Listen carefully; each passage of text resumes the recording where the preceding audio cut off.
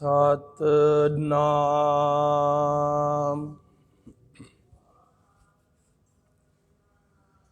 ਵਾਹਿਗੁਰੂ ਸਾਹਿਬ ਜੀ।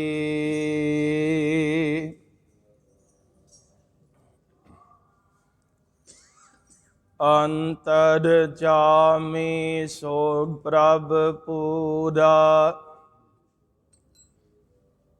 ਦਾਨ ਦੇ ਸਾਧੂ ਕੀ ਤੂੜਾ। ਕਰ ਕਿਰਪਾ ਪ੍ਰਭ ਦੀਨ ਦਿਆਲਾ, ਤੇਰੀ ਓਟ ਪੂਰਨ ਗੋਪਾਲਾ। ਤੁਧ ਆਗੇ ਅਰਦਾਸ ਹਮਾਰੀ, ਜਿਉ ਪਿੰਡ ਸਭ ਤੇਰਾ। ਕਹੋ ਨਾਨਕ ਸਭ ਤੇਰੀ ਵਡਿਆਈ, ਕੋਈ ਨਾਉ ਨਾ ਜਾਣੈ ਮੇਰਾ। ਤੁਧ ਆਗੇ ਅਰਦਾਸ ਹਮਾਰੀ, ਜਿਉ ਪਿੰਡ ਸਭ ਤੇਰਾ। ਕਹੋ ਨਾਨਕ ਸਭ ਤੇਰੀ ਵਡਿਆਈ, ਕੋਈ ਨਾਉ ਨਾ ਜਾਣੈ ਮੇਰਾ। ਪਰਮ ਸਤਿਕਾਰਯੋਗ ਦਸਾਂ ਪਾਤਸ਼ਾਹੀਆਂ ਦੀ ਜੋਤ, ਧੰਨ ਧੰਨ ਗੁਰੂ ਗ੍ਰੰਥ ਸਾਹਿਬ ਮਹਾਰਾਜ ਸੱਚੇ ਪਾਤਸ਼ਾਹ ਜੀ ਦੀ ਹਜ਼ੂਰੀ ਨੂੰ ਮਨ ਕਰਕੇ ਹਾਜ਼ਰ ਨਾਜ਼ਰ ਸਮਝ ਕੇ ਸੰਗਤ ਰੂਪ ਵਿੱਚ ਆਨੰਦ ਮਾਣ ਰਹੀ ਗੁਰੂ ਪਿਆਰੀ ਸਾਧ ਸੰਗਤ ਜੀ। ਸਤਿਗੁਰੂ ਜੀ ਦੀ ਅਪਾਰ ਕਿਰਪਾ ਰਹਿਮਤ, ਨਦਰੇ ਕਦਮ ਦੇ ਸਦਕਾ ਆਪ ਜੀ ਪਿਛਲੇ ਬਹੁਤ ਦਿਨਾਂ ਤੋਂ ਪਹਿਲਾਂ ਗੁਰੂ ਨਾਨਕ ਦੇਵ ਸੱਚੇ ਪਾਤਸ਼ਾਹ ਜੀ ਦੇ ਪ੍ਰਕਾਸ਼ ਦਿਹਾੜੇ ਨੂੰ ਸਮਰਪਿਤ ਸੰਗਤੀ ਰੂਪ ਦੇ ਵਿੱਚ ਜੁੜੇ। ਉਸ ਤੋਂ ਬਾਅਦ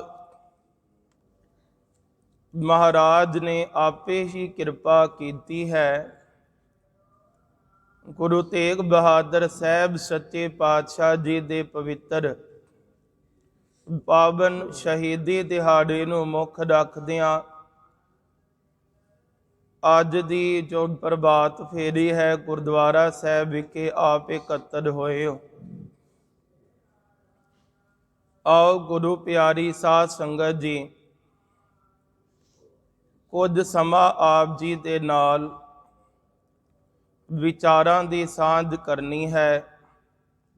ਵਿਚਾਰਾਂ ਕਰਨ ਤੋਂ ਪਹਿਲਾਂ ਗੁਰੂ ਪਿਆਰਿਓ ਫਤਿਹ ਬੁਲਾਓ। ਵਾਹਿਗੁਰੂ ਜੀ ਕਾ ਖਾਲਸਾ, ਵਾਹਿਗੁਰੂ ਜੀ ਕੀ ਫਤਿਹ। ਗੁਰੂ ਅਮਰਦਾਸ ਮਹਾਰਾਜ ਸੱਚੇ ਪਾਤਸ਼ਾਹ ਜੀ ਨੇ ਆਨੰਦ ਸਾਹਿਬ ਜੀ ਦੀ ਪਵਿੱਤਰ ਬਾਣੀ ਦਾ ਉਚਾਰਨ ਕੀਤਾ ਹੈ। ਆਨੰਦ ਸਾਹਿਬ ਜੀ ਦੇ ਅੰਦਰ ਜਦੋਂ ਆਪਾਂ ਪਾਠ ਕਰਦੇ ਹਾਂ ਤੇ ਚੌਥੀ ਪੌੜੀ ਦਾ ਪਾਠ ਕਰਦੇ ਹਾਂ, ਗੁਰੂ ਅਮਰਦਾਸ ਮਹਾਰਾਜ ਕਹਿੰਦੇ ਹਨ, ਫਰਮਾਉਂਦੇ ਹਨ, ਸਾਚਾ ਨਾਮ ਮੇਰਾ ਆਧਾਰੋ, ਸਾਚ ਨਾਮ ਆਧਾਰ ਮੇਰਾ। ਜਿਨ ਭੁੱਖਾਂ ਸਭ ਗਵਾਈਆਂ, ਕਦ ਸ਼ਾਂਤ ਸੁਖ ਮਨ ਆਇ ਵਸਿਆ। ਜਿਨ ਇੱਛਾ ਸਭ ਪੁਜਾਈਆਂ। ਗੁਰੂ ਅਮਰਦਾਸ ਮਹਾਰਾਜ ਸੱਚੇ ਪਾਤਸ਼ਾਹ ਜੀ ਦੀ ਉਚਾਰਨ ਕੀਤੀ ਹੋਈ ਇਹ ਪੌੜੀ ਹੈ ਤੇ ਬੜਾ ਸਾਨੂੰ ਆਨੰਦ ਆਉਂਦਾ ਹੈ, ਕਿਉਂਕਿ ਜਿਸ ਬਾਣੀ ਦਾ ਨਾਮ ਹੀ ਆਨੰਦ ਹੈ, ਉਸ ਬਾਣੀ ਨੂੰ ਪੜ੍ਹਦਿਆਂ ਆਨੰਦ ਨਾ ਆਵੇ ਇਹ ਨਹੀਂ ਹੋ ਸਕਦਾ। ਕੇਵਲ ਆਨੰਦ ਸਾਹਿਬ ਜੀ ਦੀ ਬਾਣੀ ਨਹੀਂ, ਜਿੱਥੇ ਵੀ ਆਪ ਜੀ 1430 ਅੰਕਾਂ ਵਿੱਚੋਂ ਕਿਤੇ ਵੀ ਕੋਈ ਸ਼ਬਦ ਪੜ੍ਹੀ ਹੈ, ਕਿਤੇ ਵੀ ਆਪਾਂ ਕੋਈ ਤੁਕ ਦਾ ਪਾਠ ਕਰੀਏ, ਤੇ ਜੇਕਰ ਸਾਡੀ ਸੁਰਤ ਜੁੜੀ ਹੋਵੇ ਤੇ ਆਨੰਦ ਆਉਂਦਾ ਹੈ, ਖੁਸ਼ੀ ਪ੍ਰਾਪਤ ਹੁੰਦੀ ਹੈ, ਸੁੱਖ ਆਉਂਦਾ ਹੈ, ਮਨ ਟਿਕਦਾ ਹੈ। ਇਹ ਸਤਿਗੁਰੂ ਦੀ ਰਸਨਾ ਤੋਂ ਉਚਾਰਨ ਕੀਤੀ ਹੋਈ ਬਾਣੀ ਹੈ। ਸੋ ਇਸ ਕਰਕੇ ਮਹਾਰਾਜ ਸੱਚੇ ਪਾਤਸ਼ਾਹ ਜੀ ਦੇ ਇਹਨਾਂ ਬੋਲਾਂ ਦਾ ਪਾਠ ਜਦੋਂ ਵੀ ਆਪਾਂ ਕਰਦੇ ਹਾਂ, ਸਾਡੀ ਅੰਤਰ ਆਤਮੇ ਵਿੱਚ ਵਾਹਿਗੁਰੂ ਪਰਮਾਤਮਾ ਦੀ ਕਿਰਪਾ ਦੇ ਸਦਕਾ ਆਨੰਦ ਆਉਂਦਾ ਹੈ। ਪਰ ਸ਼ਰਤ ਇਹ ਵੇ, ਜਦੋਂ ਸਾਡਾ ਮਨ ਜੁੜਿਆ ਹੋਵੇ, ਪਰਮਾਤਮਾ ਦੇ ਅੰਦਰ ਸੁਰਤ ਜੁੜੀ ਹੋਵੇ ਤੇ ਮਨ ਆਨੰਦਿਤ ਹੋ ਜਾਂਦਾ ਹੈ। ਗੁਰੂ ਅਮਰਦਾਸ ਮਹਾਰਾਜ ਕਹਿਣ ਲੱਗੇ, ਸੰਸਾਰ ਦੇ ਮਨੁੱਖ, ਇਹ ਜਿਹੜਾ ਪਰਮੇਸ਼ਰ ਦਾ ਸੱਚਾ ਨਾਮ ਹੈ, ਉਹ ਤੇਰੇ ਜੀਵਨ ਦਾ ਆਧਾਰ ਹੈ। ਇਸ ਪਰਮਾਤਮਾ ਦੇ ਨਾਮ ਤੋਂ ਬਿਨਾ ਕੋਈ ਵੀ ਤੇਰੇ ਜੀਵਨ ਦਾ ਆਧਾਰ ਨਹੀਂ, ਆਸਰਾ ਨਹੀਂ। ਸਾਚਾ ਨਾਮ ਮੇਰਾ ਆਧਾਰੋ, ਸਾਚ ਨਾਮ ਆਧਾਰ ਮੇਰਾ, ਜਿਨ ਭੁੱਖਾਂ ਸਭ ਗਵਾਈਆਂ। ਕਦ ਸ਼ਾਂਤ ਸੁਖ ਮਨ ਆਏ ਬਸਿਆ, ਜਿਨ ਇੱਛਾ ਸਭ ਪੁਜਾਈਆਂ। ਸਦਾ ਕੁਰਬਾਨ ਕੀਤਾ ਗੁਰ ਬੇਟੋਂ, ਜਿਸਤੀਆਂ ਵਡਿਆਈਆਂ। ਕਹਿ ਨਾਨਕ ਸੁਨੋ ਸੰਤੋ, ਸ਼ਬਦ ਧਰੋਪੇ ਯਾਰੋ। ਤੇ ਅੰਤ ਵਿੱਚ ਕਿਹਾ, ਸਾਚਾ ਨਾਮ ਮੇਰਾ ਆਧਾਰੋ।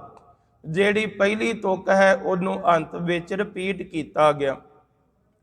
ਇਹਦਾ ਭਾਵ ਇਹ ਗੁਰੂ ਅਮਰਦਾਸ ਮਹਾਰਾਜ ਸਾਨੂੰ ਇਹ ਸੁੱਤੇ ਸਿੱਧ ਸਮਝਾਉਣਾ ਚਾਹੁੰਦੇ ਨੇ, ਭਾਈ ਮਨੁੱਖਾ ਜੀਵਨ ਦਾ ਆਧਾਰ ਜਿਹੜਾ ਹੈ, ਉਹ ਕੇਵਲ ਪਰਮੇਸ਼ਰ ਦਾ ਨਾਮ ਹੈ। ਤੇ ਜਿਹੜਾ ਪਰਮਾਤਮਾ ਦਾ ਨਾਮ ਸਿਮਰਦਾ ਹੈ, ਉਹਦੇ ਅੰਦਰ ਸੰਸਾਰ ਦੀ ਕੋਈ ਭੁੱਖ ਨਹੀਂ ਰਹਿੰਦੀ। ਇਹੋ ਦੇ ਨਾਮ ਦੀ ਪ੍ਰਾਪਤੀ ਕੇਵਲ ਗੁਰੂ ਦੀ ਸੰਗਤ ਵਿੱਚੋਂ ਮਿਲੇਗੀ। ਸੋ ਗੁਰੂ ਪਿਆਰੀ ਸਾਧ ਸੰਗਤ ਜੀ, ਜਦੋਂ ਆਪਾਂ ਸਤਿਗੁਰੂ ਮਹਾਰਾਜ ਸੱਚੇ ਪਾਤਸ਼ਾਹ ਜੀ ਦੇ ਇਹਨਾਂ ਬੋਲਾਂ ਦਾ ਪਾਠ ਕਰਦੇ ਹਾਂ, ਤੇ ਵੇਖੋ ਅੱਗੇ ਜਾ ਕੇ ਗੁਰੂ ਅਮਰਦਾਸ ਸਾਹਿਬ ਜੀ ਦੀ ਪੌੜੀ ਹੈ, 6ਵੀਂ ਪੌੜੀ ਅੰਦਰ। ਹੁਣ ਉੱਥੇ ਮਹਾਰਾਜ ਕਹਿੰਦੇ ਨੇ, ਸਾਚੀ ਲਿਵੈ ਬਿਨ ਦੇਹ ਨਿਮਾਣੀ। ਨਿਮਾਣੀ ਦਾ ਅਰਥ ਹੈ ਪਰਮਾਤਮਾ, ਇਹਨੂੰ ਇਸ ਸਰੀਰ ਨੂੰ ਤੇਰੇ ਨਾਮ ਤੋਂ ਬਿਨਾ ਕੋਈ ਆਸਰਾ ਨਹੀਂ। ਤੇਰੀ ਭਗਤੀ ਤੋਂ ਬਿਨਾ ਸਰੀਰ ਕਾਇਆ ਕਿਸੇ ਕੀਮਤ ਵਿੱਚ ਨਹੀਂ ਆਉਂਦੀ। ਸਾਚੀ ਲਿਵੈ ਬਿਨ ਦੇਹ ਨਿਮਾਣੀ, ਦੇਹ ਨਿਮਾਣੀ ਲਿਵੈ ਬਾਝੋਂ, ਕਿਆ ਕਦੇ ਵਿਚਾਰੀਆ। ਤੁਧ ਬਾਦ ਸਮਰੱਥ ਕੋਏ ਨਾਹੀ, ਕਿਰਪਾ ਕਰ ਬਨਵਾਰੀਆ। ਪਰਮਾਤਮਾ ਮੈਨੂੰ ਇਹ ਸਮਝ ਪੈ ਗਈ ਕਿ ਪਰਮਾਤਮਾ ਦੀ ਲਿਵ ਤੋਂ ਬਿਨਾ, ਪਰਮੇਸ਼ਰ ਦੀ ਭਗਤੀ ਤੋਂ ਬਿਨਾ ਇਸ ਦੇਹ ਨੂੰ ਨਿਮਾਣੀ ਸਮਝੋ। ਭਾਵ ਇਹਦਾ ਕੋਈ ਖਸਮ ਨਹੀਂ, ਇਹਦਾ ਕੋਈ ਆਸਰਾ ਨਹੀਂ।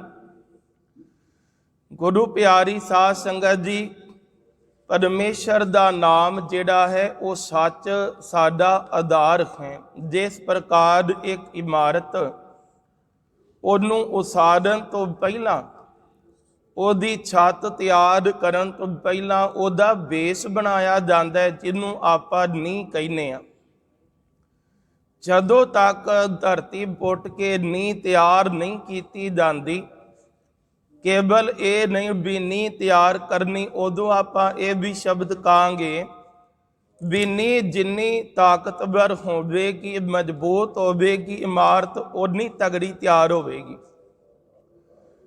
ਨੀਂਹ ਤੋਂ ਬਿਨਾ ਛੱਤ ਨੂੰ ਪਾਇਆ ਨਹੀਂ ਜਾ ਸਕਦਾ, ਇਮਾਰਤ ਦੀ ਉਸਾਰੀ ਕੀਤੀ ਨਹੀਂ ਜਾ ਸਕਦੀ। ਨੀਂਹ ਜ਼ਰੂਰੀ ਹੈ, ਥੰਬ ਜ਼ਰੂਰੀ ਨੇ। ਉਸੇ ਤਰ੍ਹਾਂ ਜੇਕਰ ਆਪਾਂ ਇਹ ਸੋਚਦੇ ਹਾਂ ਵੀ ਆਤਮਿਕ ਜੀਵਨ ਅੰਤਰ ਆਤਮੇ ਪਰਮਾਤਮਾ ਦੇ ਨਾਮ ਤੋਂ ਬਿਨਾ ਤਿਆਰ ਹੋ ਜਾਏਗਾ, ਇਹ ਨਹੀਂ ਹੋ ਸਕਦਾ। ਕਿਉਂਕਿ ਨੀਂਹ ਤੋਂ ਬਿਨਾ ਛੱਤ ਨਹੀਂ ਪੈ ਸਕਦੀ, ਇਮਾਰਤ ਨਹੀਂ ਪੈ ਸਕਦੀ। ਉਸੇ ਤਰ੍ਹਾਂ ਸੱਚੇ ਨਾਮ ਤੋਂ ਬਿਨਾ ਆਤਮਿਕ ਜੀਵਨ ਨਹੀਂ ਬਣ ਸਕਦਾ। ਕਿਉਂਕਿ ਗੁਰੂ ਨਾਨਕ ਦੇਵ ਸੱਚੇ ਪਾਤਸ਼ਾਹ ਜੀ ਜਦੋਂ ਮਲਕ ਭਾਗੋ ਤੋਂ ਉਹਦੇ ਪਾਸ ਨਹੀਂ ਗਏ, ਭਾਈ ਲਾਲੋ ਜੀ ਦੇ ਕੋਲ ਗਏ। ਭਾਈ ਲਾਲੋ ਜਿਹੜਾ ਹੈ ਉਹ ਬੜਾ ਸੰਤੋਖੀ ਜੀਵਨ ਗੁਜ਼ਾਰਦਾ ਹੈ, ਉਹ ਬੜਾ ਧਰਮੀ ਹੈ, ਉਹਦੇ ਅੰਦਰ ਪਰਮਾਤਮਾ ਦੇ ਸਾਰੇ ਗੁਣ ਨੇ, ਪਰ ਅਜੇ ਅੰਤਰ ਆਤਮੇ ਵਿੱਚ ਰੰਗ ਨਹੀਂ ਸੀ ਚੜਿਆ ਉਹਦੇ ਨਾਮ ਦਾ। ਤੇ ਗੁਰੂ ਨਾਨਕ ਸਾਹਿਬ ਸੱਚੇ ਪਾਤਸ਼ਾਹ ਜੀ ਉਹਦੀ ਗਰੀਬੀ, ਉਹਦੀ ਨਿਮਰਤਾ, ਉਹਦਾ ਸੰਤੋਖ ਵੇਖ ਕੇ ਮਲਕ ਭਾਗੋ ਦੇ ਭੋਜਨ ਨੂੰ ਠੁਕਰਾ ਕੇ ਭਾਈ ਲਾਲੋ ਜੀ ਦੇ ਗ੍ਰਹਿ ਵਿਖੇ ਉਹਦੀ ਕੁਟਿਆ ਗਏ, ਉਹਦੀ ਝੌਂਪੜੀ ਗਏ। ਇਹ ਬਹੁਤ ਵੱਡੀ ਮਿਸਾਲ ਸੀ। ਮਲਕ ਭਾਗੋ ਦੇ ਭੋਜਨ ਵਿੱਚ ਵੱਡੇ ਵੱਡੇ ਬ੍ਰਹਮ ਆਉਂਦੇ ਨੇ, ਪੰਡਿਤ ਆਉਂਦੇ ਨੇ, ਅਮੀਰ ਆਉਂਦੇ ਨੇ, ਪਰ ਗੁਰੂ ਨਾਨਕ ਸਾਹਿਬ ਉੱਥੇ ਨਹੀਂ ਗਏ। ਈਵਨ ਸੱਦਿਆ ਵੀ, ਬੁਲਾਇਆ ਵੀ ਮਲਕ ਭਾਗੋ ਨੇ ਤਾਂ ਵੀ ਨਹੀਂ ਗਏ, ਕਿਉਂਕਿ ਉਹ ਹੱਕ ਦੀ ਕਮਾਈ ਨਹੀਂ ਸੀ ਖਾਂਦਾ, ਉਹ ਲੋਕਾਂ ਦਾ ਖੂਨ ਚੂਸਦਾ ਸੀ। ਇਹ ਗੱਲ ਅੱਜ ਸੰਸਾਰ ਦੇ ਵਿੱਚ ਹੋ ਰਹੀ ਹੈ। ਇੱਕ ਪਾਸੇ ਮਲਕ ਭਾਗੋ ਤੇ ਦੂਜੇ ਪਾਸੇ ਕਿਸਾਨ ਜਿਹੜਾ ਉਹ ਭਾਈ ਲਾਲੋ ਵਰਗਾ ਰੁੱਖਾ ਸੁੱਖਾ ਜੀਵਨ ਬਤੀਤ ਕਰਦਾ ਹੈ। ਭਾਈ ਲਾਲੋ ਅੱਜ ਸੜਕਾਂ ਤੇ ਆਪਣਾ ਹੱਕ ਮੰਗ ਰਿਹਾ। ਕਿਤੇ ਮਲਕ ਭਾਗੋ ਨੂੰ ਸਦ ਬੁੱਧੀ ਆ ਜੇ ਤੇ ਉਹ ਇਹਨਾਂ ਕਿਸਾਨਾਂ ਦੀ ਪੁਕਾਰ ਸੁਣੇ। ਸਾਧ ਸੰਗਤ ਜੀ, ਭਾਈ ਲਾਲੋ ਜੀ ਦੇ ਘਰ ਗੁਰੂ ਨਾਨਕ ਸਾਹਿਬ ਗਏ। ਉਹਦੇ ਤੋਂ ਪੁੱਛਿਆ ਉਹਦਾ ਕਿੱਤਾ ਵੀ, ਤੂੰ ਕਿੱਤਾ ਕੀ ਕਰਨਾ, ਤੇਰਾ ਰੁਜ਼ਗਾਰ ਕੀ ਹੈ। ਸਤਿਗੁਰੂ ਜੀ ਦੀ ਬੜੀ ਉਹਨੇ ਸੇਵਾ ਕੀਤੀ। ਮਹਾਰਾਜ ਜੀ ਦੇ ਚਰਨਾਂ ਦਾ ਭੌਰਾ ਸੀ। ਬੜੀ ਨਿਮਰਤਾ, ਉਹਦੀ ਘਰਵਾਲੀ ਵੀ ਬੜੀ ਨਿਮਰਤਾ ਵਿੱਚ ਗੁਰੂ ਨਾਨਕ ਸਾਹਿਬ ਨੂੰ ਪੂਜਦੀ ਹੈ। ਮਹਾਰਾਜ ਕਹਿਣ ਲੱਗਾ, ਸੱਚੇ ਪਾਤਸ਼ਾਹ ਜੀ ਮੈਂ ਕਿੱਲੇ ਕਰਦਾ ਹਾਂ, ਇਹ ਮੇਰਾ ਰੁਜ਼ਗਾਰ ਹੈ। ਤੇ ਗੁਰੂ ਨਾਨਕ ਸਾਹਿਬ ਨੇ ਕਿਹਾ, ਭਲਿਆ ਕੇਵਲ ਬਾਹਰੀ ਕਿੱਲੇ ਹੀ ਕਰਨਾ ਕਿ ਅੰਤਰ ਆਤਮੇ ਦਾ ਜੀਵਨ ਵੀ ਕਰਿਆ ਹੀ। ਭਾਈ ਲਾਲੋ ਜਿਹੜਾ ਸੀ ਬੜਾ ਅੰਦਰੋਂ ਬਾਹਰੋਂ ਨਿਰਮਲ ਸੀ, ਅੰਦਰੋਂ ਵੀ ਨਿਰਮਲ ਸੀ। ਕਹਿਣ ਲੱਗਾ, ਸਤਿਗੁਰੂ ਮਹਾਰਾਜ ਮੈਂ ਕੇਵਲ ਅੱਜ ਤੱਕ ਦਾ ਕਿੱਲਾ ਹੀ ਕੱਢਿਆ, ਪਰ ਮੈਨੂੰ ਆਤਮਿਕ ਜੀਵਨ ਦੀ ਸੋਝ ਕੋਈ ਨਹੀਂ, ਮੈਨੂੰ ਆਤਮਿਕ ਜੀਵਨ ਦਾ ਕੋਈ ਪਤਾ ਨਹੀਂ। ਅੰਤਰ ਆਤਮਾ ਕਿਵੇਂ ਘੜੀਦਾ ਮੈਂ ਇਸ ਬਾਰੇ ਕੁਝ ਨਹੀਂ ਜਾਣਦਾ। ਤੇ ਗੁਰੂ ਨਾਨਕ ਸਾਹਿਬ ਨੇ ਕਿਹਾ, ਭਾਈ ਲਾਲੋ ਉਹਦੇ ਸਿਰ ਉੱਤੇ ਹੱਥ ਰੱਖਿਆ।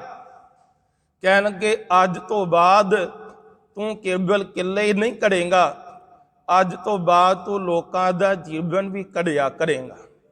ਇਹੋ ਜੀ ਬਖਸ਼ਿਸ਼, ਇਹੋ ਜੀ ਸਤਿਗੁਰੂ ਨੇ ਨਜ਼ਰੇ ਕਰਮ ਉਹਦੇ ਉੱਤੇ ਕਰ ਦਿੱਤੀ। ਭਾਈ ਲਾਲੋ ਜੀ ਦੇ ਜੀਵਨ ਅੰਦਰ ਨਾਮ ਦਾ, ਸੱਚ ਦਾ ਆਧਾਰ ਪੈਦਾ ਹੋ ਗਿਆ। ਭਾਈ ਲਾਲੋ ਜਿੱਥੇ ਚੰਗਾ ਜੀਵਨ ਗੁਜ਼ਾਰਦਾ ਸੀ, ਉੱਥੇ ਪਰਮਾਤਮਾ ਦਾ ਭਗਤ ਅਤੇ ਗੁਰੂ ਦਾ ਸਿੱਖ ਵੀ ਬਣ ਗਿਆ।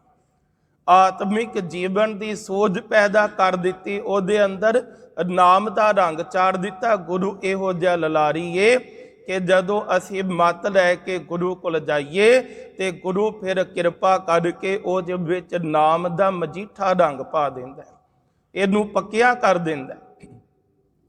ਇਹ ਕਦੀ ਸੰਭਵ ਨਹੀਂ ਹੋ ਸਕਦਾ।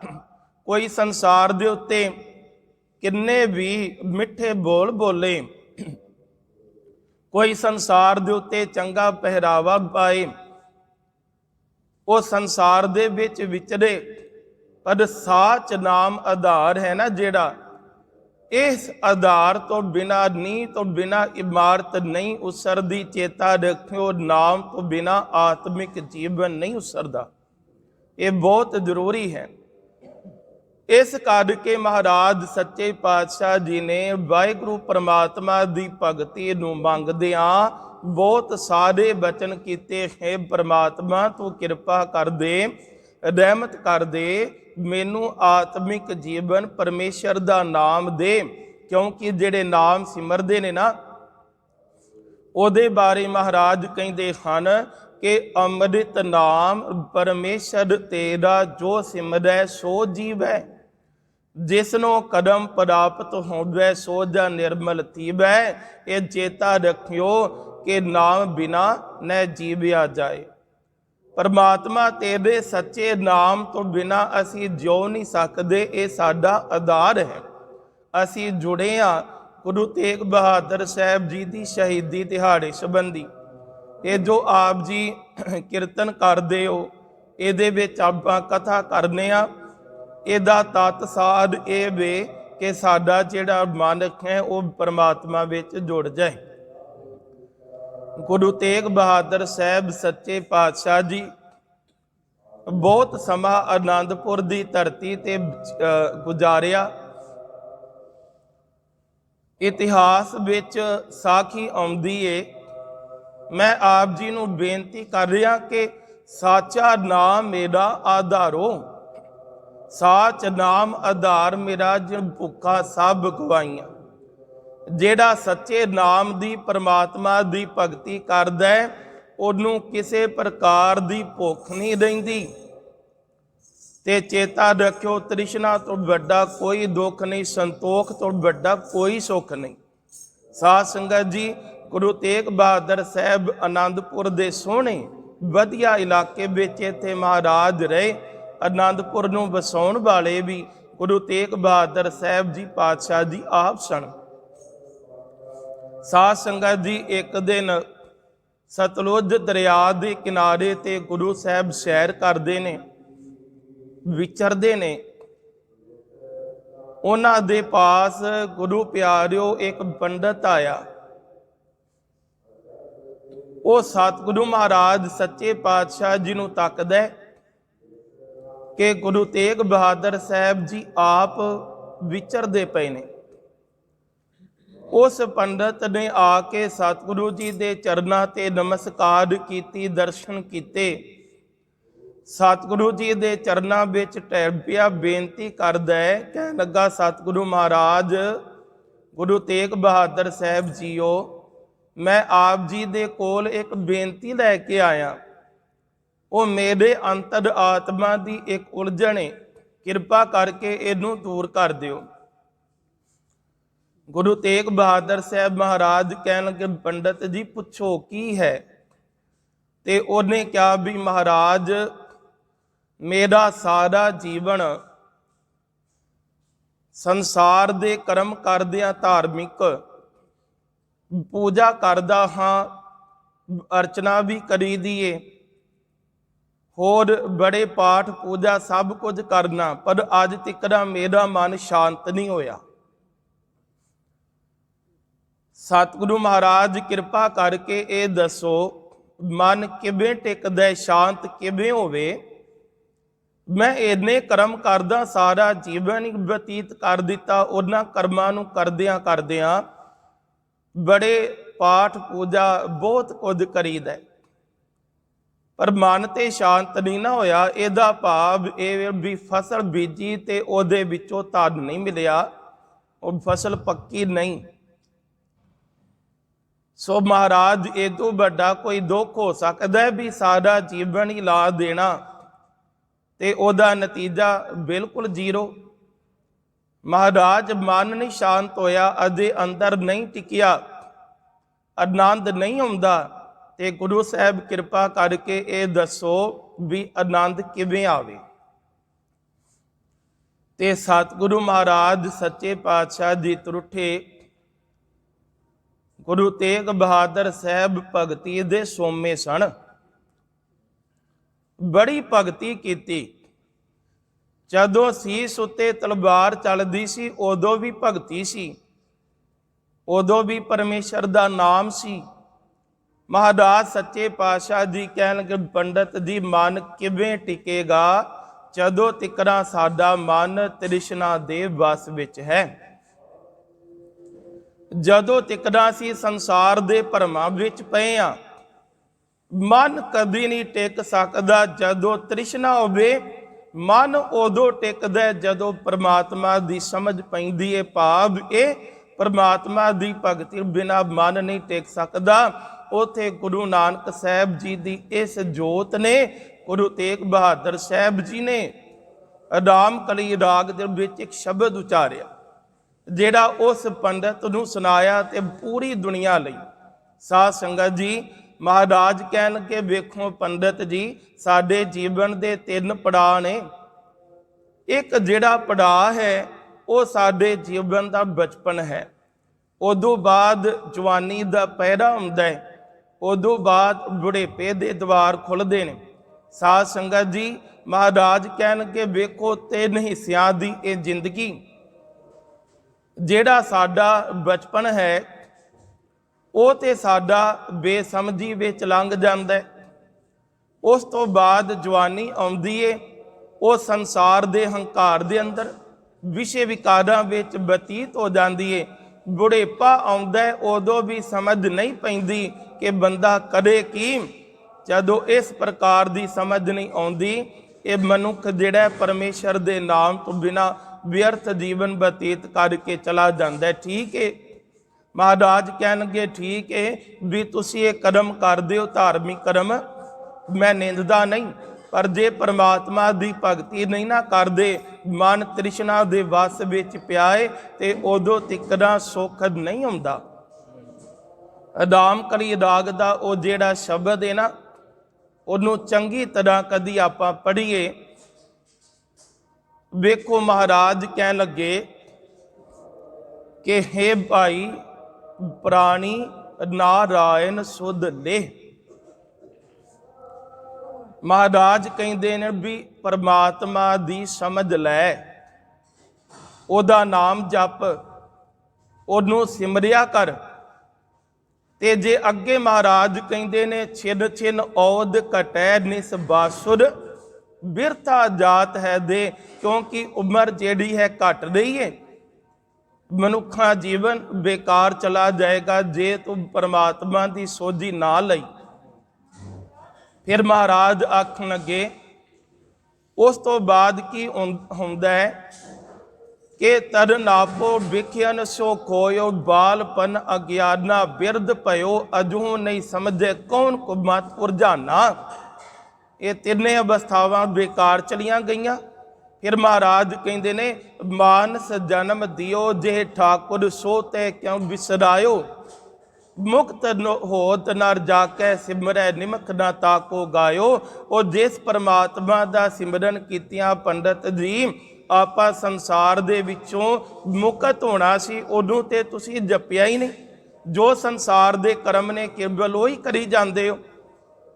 ਫਿਰ ਮਹਾਰਾਜ ਕਹਿਣ ਲੱਗੇ ਕਿ ਮਾਇਆ ਕੋ ਮਦ ਕਹਾ ਕਰਤ ਹੈ, ਸੰਗ ਨਾ ਕਾਹੂ ਜਾਈ, ਨਾਨਕ ਕਹਿਤ ਚੇਤ ਚਿੰਤਾ ਮਨ ਹੋਏ ਹੈ ਅੰਤ ਸਹਾਈ।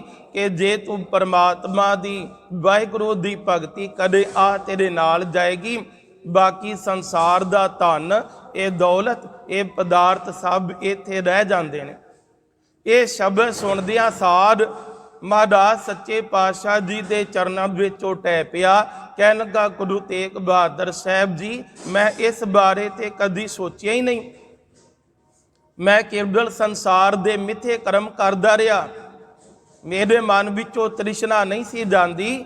ਪਰ ਅੱਜ ਮੈਨੂੰ ਸਮਝ ਪਈ ਵੀ ਪਰਮਾਤਮਾ ਦੇ ਸਿਮਰਨ ਤੋਂ ਬਿਨਾਂ ਨਾ ਮੁਕਤੀ ਹੈ ਤੇ ਨਾ ਸੰਸਾਰ ਦਾ ਸੁੱਖ ਹੈ। ਉਹ ਜੇਕਰ ਆਪਾਂ ਪਰਮਾਤਮਾ ਨੂੰ, ਸੱਚੇ ਨਾਮ ਨੂੰ ਆਪਣੇ ਜੀਵਨ ਦਾ ਆਧਾਰ ਬਣਾ ਕੇ ਚੱਲਾਂਗੇ ਤੇ ਗੁਰੂ ਪਿਆਰਿਓ ਫਿਰ ਮਨ ਆਤਮਿਕ ਆਨੰਦ ਵਿੱਚ ਜੁੜ ਜਾਂਦਾ ਹੈ। ਇਸ ਸਾਰੀ ਸਾਖੀ ਦਾ ਭਾਵ ਇਹ ਹੈ, ਗੁਰੂ ਤੇਗ ਬਹਾਦਰ ਸਾਹਿਬ ਇਹ ਕਹਿਣਾ ਚਾਹੁੰਦੇ ਨੇ ਭਾਈ ਵੀ ਪਰਮਾਤਮਾ ਦੀ ਭਗਤੀ ਬਿਨਾਂ ਕੁਝ ਵੀ ਨਹੀਂ।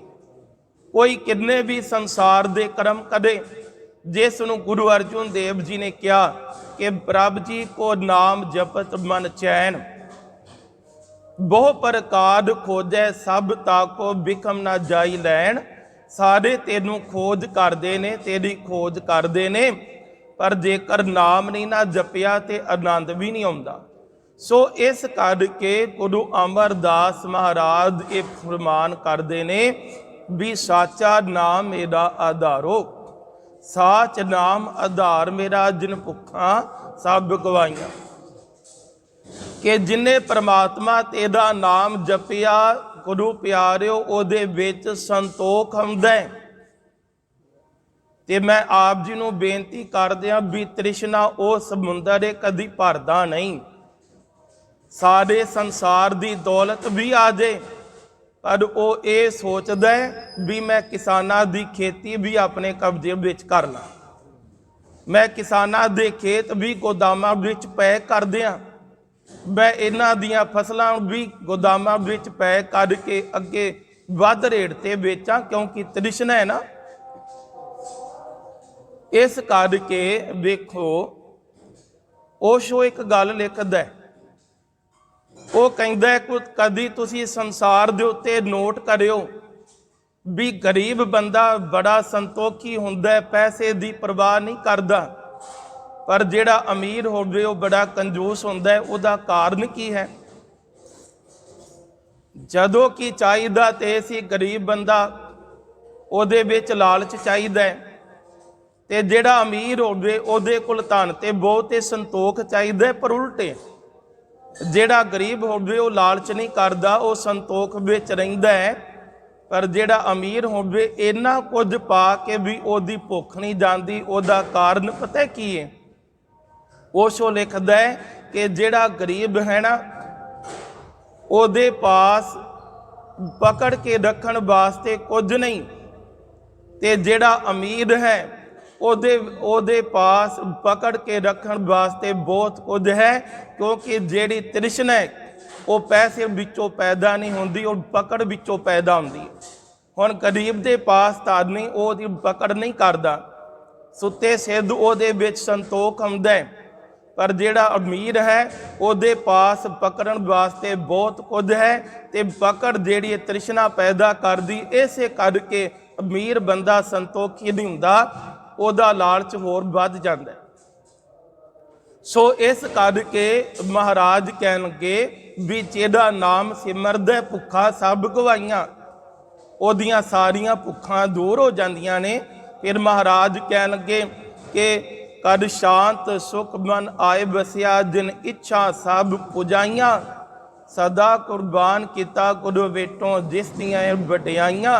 कह नानक सुनो संतो शब्द रोपे आरो, साचा नाम मेरा आधारो प्यारियो। गुरु नानक साहब दे शब्द नूं प्यार करो, क्योंकि जिहड़ा गुरु नानक साहब दे शब्द नूं प्यार करदा है ਉਹਦੇ ਵਿੱਚ सच्चा नाम पैदा हो जाता है। गुरु किरपा करे, मेहर करे। इन्नियां कुछ बेनतियां प्रवान करियो। विचारां करदियां दास पासों होईयां भुलां दी खिमा करनी। गुरु साहब आप संगत नूं नाम दी दात, चढ़दी कला दी दात बख्शी करन। वाहिगुरू जी का खालसा, वाहिगुरू जी की फतेह।